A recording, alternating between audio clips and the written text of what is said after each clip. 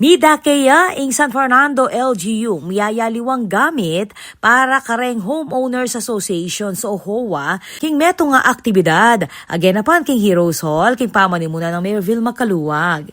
Ing programa penimunan ning City Mayor's Office Community Affairs Division lalam ng Michelle Janice Dizon kaya duangan ing Federation of Homeowners Association of FEDOA apanimuna ng Lito Mangune at Condrado Pascual. Binye kareng HOA reng miyayaliwang gamit basic ing karelang specific needs kabilang na keti reng sound systems, grass cutters, ladders, tables, chairs at aliwa pang equipment makasahop kareng-karelang community programs at maintenance. Kayag na nariti, penimuna niya mo namang Mayor Caluwag ging oath-taking na reng bayong halala cluster officers pati na rin reng bayong miyembro at asosasyon a formal ng Mekyebe king FEDOA. Agpang king LGU kapag nasaning inisyatibo ing pasiknangan ing kapasidad na reng HOA at isulong ing mas organisado at resilient a komunidad keti king siyudad ng San Fernando.